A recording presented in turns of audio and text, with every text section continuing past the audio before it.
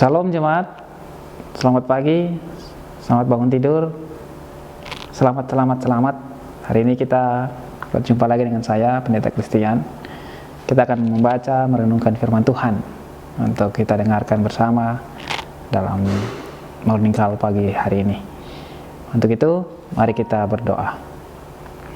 Tuhan, kami akan membaca dan merenungkan firman Tuhan di pagi hari ini. Terima kasih untuk nafas kehidupan yang Tuhan berikan pada kami, sehingga kami akan merenungkan bacaan ini untuk kami menelaah kebenaran firman Tuhan, lalu melakukannya dalam kehidupan kami sehari-hari. Amin. Jemaat Tuhan, mari kita membaca firman Tuhan. Kita berdiri, kita membaca firman Tuhan dari Imamat 2 ayat 1-9 yang berkata demikian. Apabila seseorang hendak mempersembahkan persembahan berupa korban sajian kepada Tuhan, hendaklah persembahannya itu tepung yang terbaik, dan ia harus menuangkan minyak serta membubuhkan kemenyan ke atasnya. Lalu korban itu harus dibawanya kepada anak-anak Harun, imam-imam itu. Setelah diambil dari korban itu tepung segenggam dengan minyak beserta seluruh kemenyannya, maka imam haruslah membakar semuanya itu di atas mezbah sebagai bagian ingat-ingatan korban itu, sebagai korban api-apian yang baunya menyenangkan bagi Tuhan. Korban sajian selebihnya adalah teruntuk bagi Harun dan anak-anaknya, yakni bagian maha kudus dari segala korban api-apian Tuhan. Apabila engkau hendak mempersembahkan persembahan berupa korban sajian dari apa yang dibakar di dalam pembakaran roti, haruslah itu dari tepung yang terbaik, berupa roti bundar yang tidak beragi, yang diolah dengan minyak, atau roti tipis yang tidak beragi, yang diolesi dengan minyak.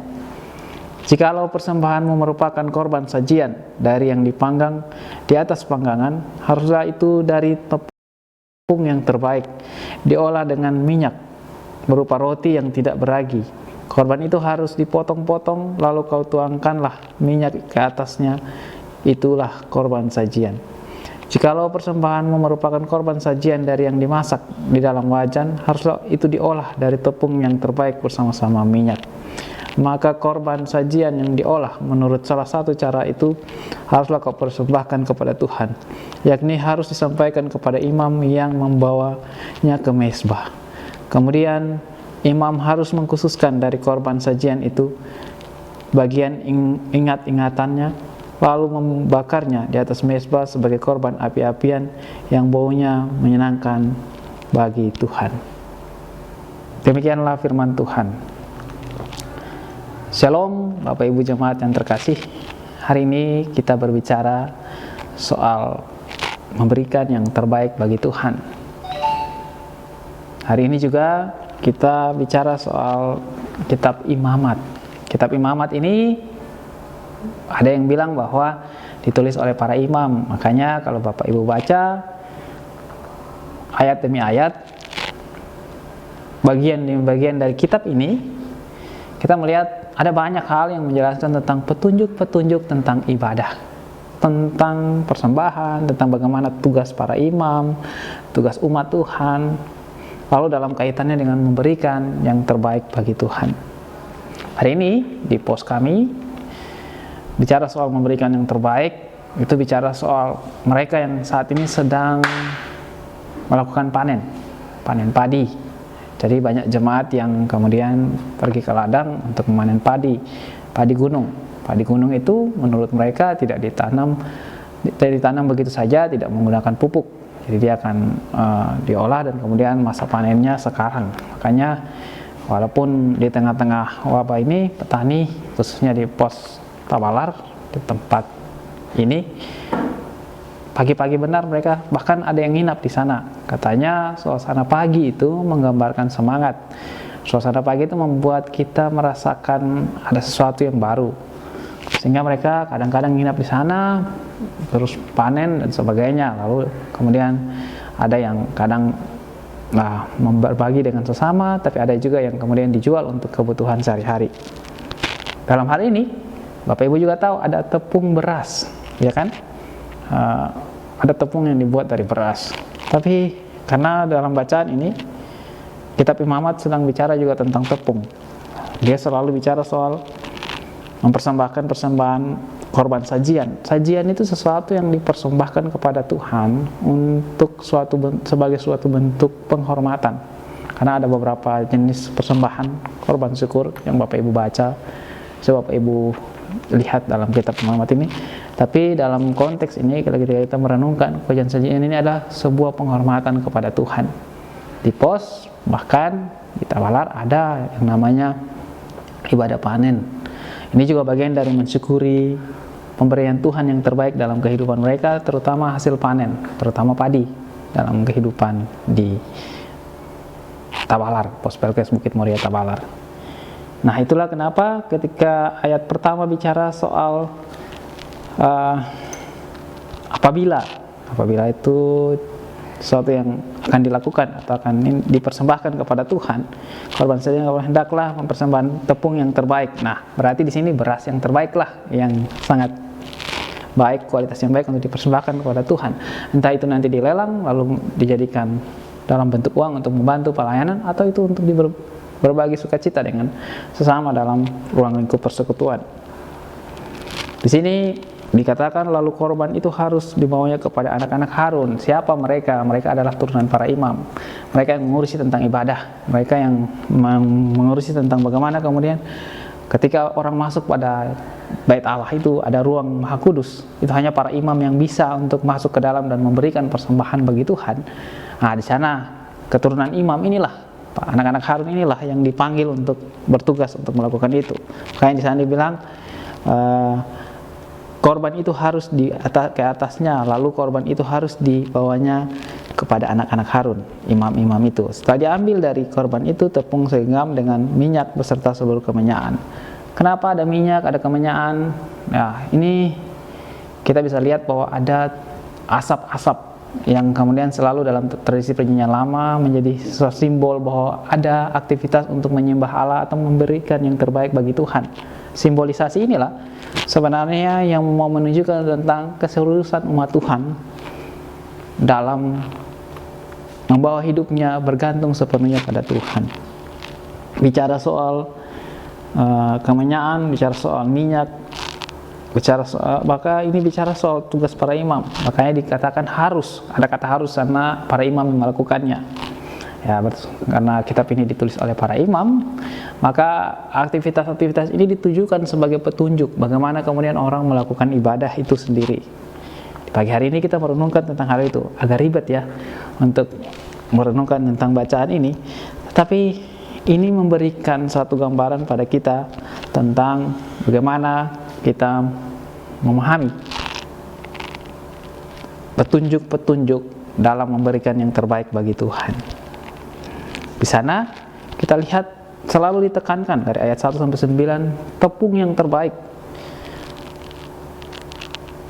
Baik dipanggang, baik ataupun roti tidak beragi dan sebagainya, dia selalu dikatakan sebagai catatannya harus berikan yang terbaik, artinya yang tidak bercacat, artinya yang tidak ada kurangnya, yang memang hasil kualitas top, nomor 1 lah.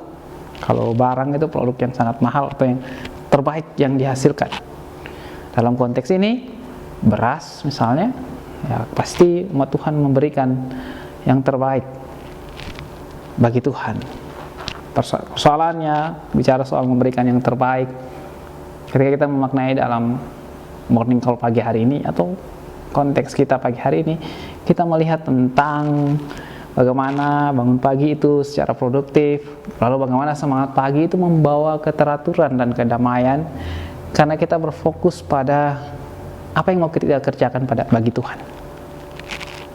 Mengapa? Karena dalam riwayat perjalanan tidur kita bangun pagi hari, kita mensyukuri bahwa Tuhan masih melanjutkan atau memperpanjang hidup kita. Siapa yang tahu kalau kita tidur terus tidak bangun-bangun? Bukan berarti saya sumpahin Bapak Ibu, tetapi itulah bagaimana kemudian orang melihat pagi. Orang-orang yang memiliki mindset tentang pagi hari, bunga yang mekar, sesuatu yang baru dimulai, lalu memberikan makna yang khusus bagi arti pagi bagi kehidupannya, maka itu akan memberikan hal yang positif. Katanya, kalau dia bangun pagi dengan moodnya yang sangat baik dan sangat luar biasa bersemangat, itu akan membawanya sampai matahari terbenam, sampai malam, sampai dia istirahat kembali. Tapi kalau dari bangun pagi sudah marah-marah, muka cemberut, lalu kurang bersemangat, kurang bergairah, melihat segala sesuatu yang negatif, khawatir dan sebagainya, hari-harinya akan sangat kacau. Apalagi di tengah-tengah situasi semacam ini, kebahagiaan atau kedamaian itu dibangun oleh kita pribadi, lepas pribadi yang percaya kepada Tuhan, mempersembahkan yang terbaik juga itu dari kita, dari hati kita, bukan dari yang lain, bukan karena gangguan ini dan itu. Orang-orang yang mau memberikan yang terbaik bagi Tuhan tidak pernah terganggu oleh apapun. Bapak Ibu, saudara-saudara yang terkasih, mau Bapak saudara yang terkasih di dalam Tuhan, kadang dalam memberikan yang terbaik sebagai korban sajian, korban penghormatan kepada Tuhan, kita sering bilang bahwa oh karena ini, oh karena dia ini dan akhirnya saya tidak dapat mengenai, oh Tuhan karena ini dan sebagainya. Padahal seperti Bapak Ibu berusaha dalam kehidupan untuk menjadi orang-orang pribadi yang berkualitas di dalam Tuhan atau di dalam kehidupan Bapak Ibu, karir dan sebagainya, di kebun sana yang sedang panen dan sebagainya. Kalau Bapak Ibu melakukannya dengan sukacita, Bapak Ibu akan sangat merasa bahagia. Misalnya, ketika kita tahu bahwa kita akan panen padi dan sebagainya, oke, kita cuma berdua dan sebagainya. Kalau kita bilang bahwa wah ini kita tidak mampu dan sebagainya, lalu kita sudah mulai pesimis, apakah kita bisa menyelesaikan pekerjaan-pekerjaan itu? Sungguh tidak. Tetapi ketika kita melihat itu, kita memandang hal-hal yang demikian dengan cara pandang bahwa oh iya, ini pemberian Tuhan, anugerah Tuhan yang luar biasa. Ayo kita nikmati, ayo kita bangun itu di dalam Tuhan, maka kita bisa menyelesaikannya. Itulah kenapa kehidupan, saya definisikan pagi hari, apa yang kita mau bangun, apa yang mau kita kerjakan Bapak Ibu, saudara-saudara yang terkasih di dalam Tuhan. Kalau kita memiliki mindset atau cara berpikir atau semangat yang melampaui tenaga kita, maka Tuhan membawa Bapak Ibu dan saya dapat menyelesaikan hari ini dengan baik. Tidak peduli ada di mana, di rumah, di penjara, di kebun, atau dimanapun yang sedang Bapak Ibu lakukan dalam kehidupan sehari-hari. Kalau Bapak Ibu percaya bahwa Bapak Ibu hendak memberikan yang terbaik bagi Tuhan, maka yakinlah apa yang Bapak Ibu sajikan untuk Tuhan itu memiliki rasa yang baik juga untuk kemuliaan nama Tuhan. Itulah mengapa hal yang sulit jangan dipersulit, hal yang gampang jangan dipersulit, tapi sederhanakan itulah di dalam Tuhan. Buatlah pagi Anda menjadi sangat sederhana. Lakukan hal-hal yang kecil yang kemudian membahagiakan Anda terlebih dahulu. Jangan lupa mengucap syukur. Jangan takut, jangan pikirkan tentang kecemasan hidup, tapi pikirkan tentang apa yang mau saya sajikan bagi Tuhan, apa yang mau saya persembahkan bagi Tuhan. Lalu bersemangatlah untuk itu. Memang setiap orang pasti mengalami kesulitan-kesulitan, punya sesuatu yang pasti dirasakan sulit dalam hidup. Tetapi kalau itu dinikmati, kalau itu dicintai di dalam Tuhan, apa yang dibilang di sini dalam bacaan kita tadi ini, kita akan bisa memberikan itu. Ingat, hal yang sederhana akan menjadi hal yang sangat baik dalam kehidupan, tapi hal yang besar akan menjadi yang kecil. Hal yang kecil akan menjadi besar kalau kita boleh menikmati itu dan mengambil tanggung jawab dengan baik dan benar. Mari menikmati pagi hari ini dengan sukacita Tuhan, agar hidup kita di tengah-tengah situasi saat ini yang Bapak Ibu semua sudah tahu apa yang kita hadapi hari-hari ini, jangan membuat yang gampang menjadi sulit dan jangan menyulitkan yang memang sudah sulit. Nikmati itu, tersenyum dan bersyukur. Bangun pagi ini dengan baik. Dan mari kita persembahkan yang terbaik bagi Tuhan. Tuhan memberkati kita semua. Kiranya renungan pagi ini membawa berkat bagi kita. Bangunlah pagi ini dengan baik. Jangan lupakan kebaikan Tuhan. Dan syukurilah senantiasa. Amin. Bapak Ibu yang terkasih, mari kita berdoa. Tuhan, kami telah mendengarkan tentang firman Tuhan, tentang bagaimana kami memberikan yang terbaik bagi Tuhan, seturut dengan tanggung jawab dan segala sesuatu yang Tuhan berikan bagi kami. Kami yang di pos mati pekerjaan kami sebagai petani, yang juga di hari-hari kami sedang memanen padi, kami yang tidur di kebun, kami yang ada di rumah, dan kami ada yang di kota maupun desa, dimanapun. Berkatilah kami semua.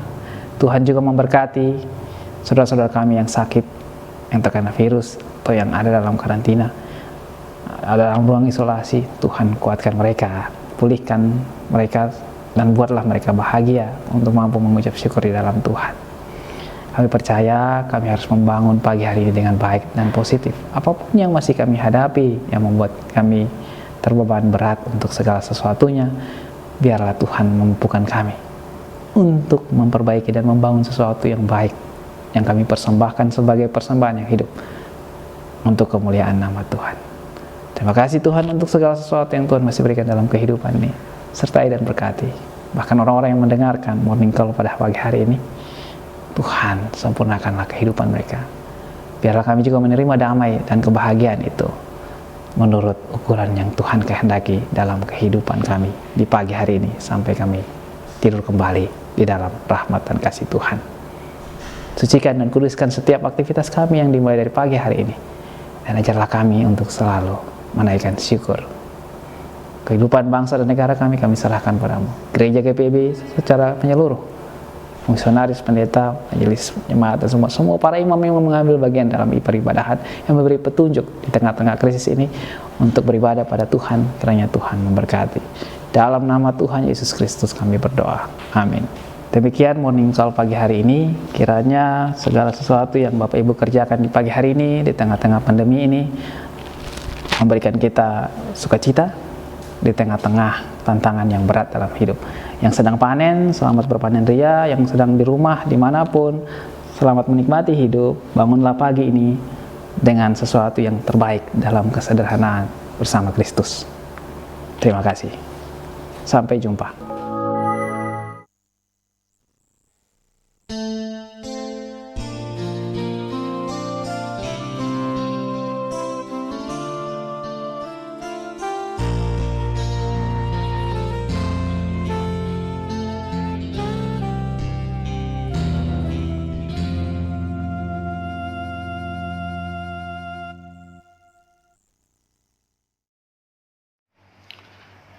GPIB bergerak, demikian moto yang diambil oleh Satgas GPIB Sinodal.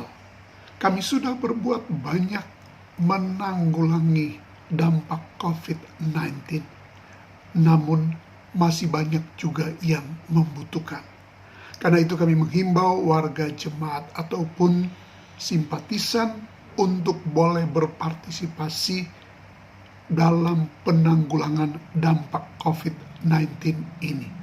Dengan segala sukacita partisipasi saudara-saudara kami sambut. Terima kasih, Tuhan memberkati.